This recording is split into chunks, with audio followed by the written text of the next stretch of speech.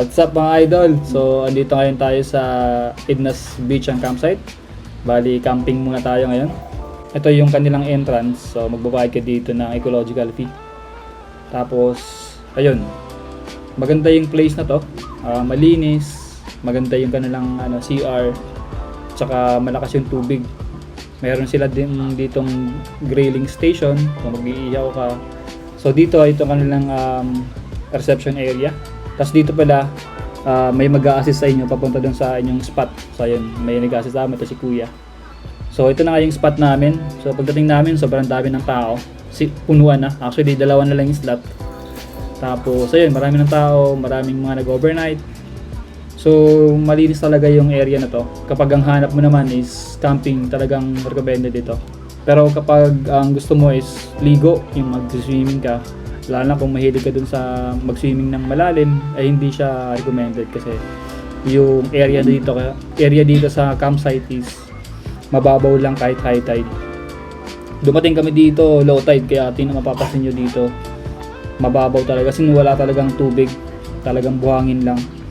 By the way, yung buhangin dito puti, white sand talaga, tapos pino, hindi siya mabato. So kahit mag-walking ka dito ng walang tsinelas or walang sapatos is pwede. So ayan, very recommended yung campsite na to.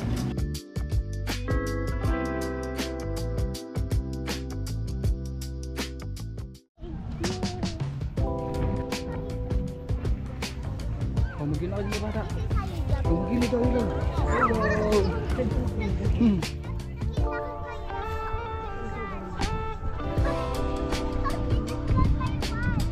Dito tayo sa gilid, dito lang. Pag yun, no?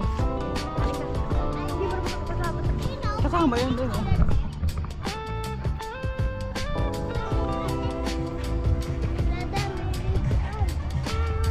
Huwagin mo kinakain dyan.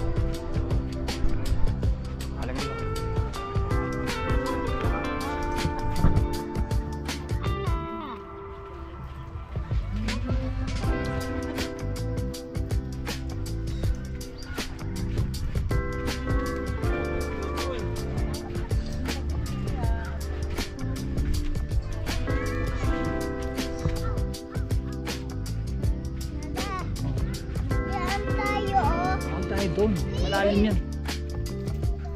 Malalim, dito marunong lawak din pala dito. Lawak. Dito ba banda yun? Agad doon lang tayo sa may dulo. Balikan natin.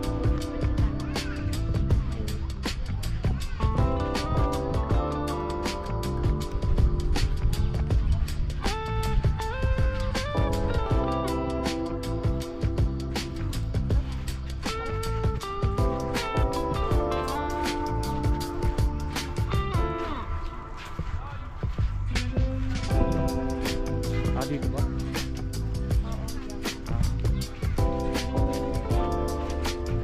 Dada dyan? Huwag tayo doon. Ano dada?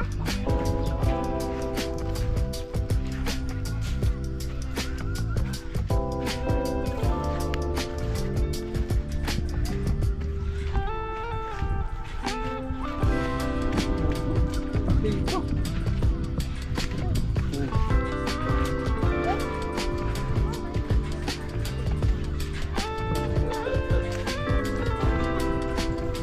Mamaya tayo maliligo.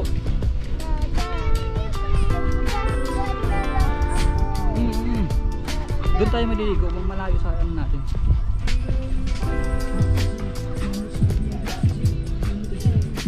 Diyan sa may kahoy, balik na tayo.